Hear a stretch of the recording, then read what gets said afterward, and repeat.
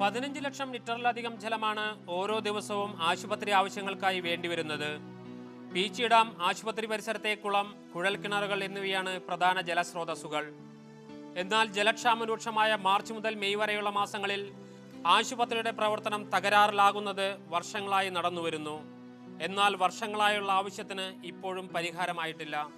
പീച്ചി വെള്ളം കൊണ്ട് മാത്രം ഈ പ്രശ്നം പരിഹരിക്കപ്പെടില്ല. കാരണം പീച്ചി വെള്ളം പല സ്ഥലത്തേക്കും കൊടുക്കുകയാണ്.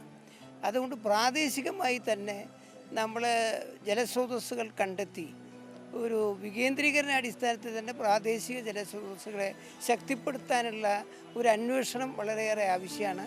വിവിധ ജലസ്രോതസ്സുകളിൽ നിന്നും എത്തുന്ന ജലം ടാങ്കിലാക്കിയ ശേഷമാണ് വിതരണം നടത്തുന്നത്. കഴിഞ്ഞ കാലങ്ങളിൽ ജലവിതരണം മുടങ്ങിയത് മൂലം ICUവിന്റെയും ഓപ്പറേഷൻ തിയേറ്ററുകളുടെയും പ്രവർത്തനം തകരാറിലായിരുന്നു. പത്താഴിക്കുണ്ട് ഡാമുണ്ട്, വഴാനിക്കുട പത്താഴിക്കുണ്ട്, അത് ഇത്തിരി ചോർച്ചയുണ്ട്. ആ ചോർച്ച അടച്ചു കഴിഞ്ഞാൽ പ്രധാനപ്പെട്ട 3-4 പഞ്ചായത്തിൽ വെള്ളം കിട്ടും, മെഡിക്കൽ കോളേജ് ആവശ്യമുള്ള വെള്ളം കിട്ടും. ശാശ്വതമായൊരു ഇത് തയ്യാറാക്കാൻ തീരുമാനിച്ചിട്ടുണ്ട്. മുളങ്ങുന്നത്താവ് മെഡിക്കൽ കോളേജിലെ പ്രധാന പ്രശ്നങ്ങളിലൊന്നായ ജലക്ഷാമം പരിഹരിക്കാൻ നിരവധി നിർദ്ദേശങ്ങളുണ്ടായിരുന്നെങ്കിലും ഒന്നും യാഥാർത്ഥ്യമായിട്ടില്ല.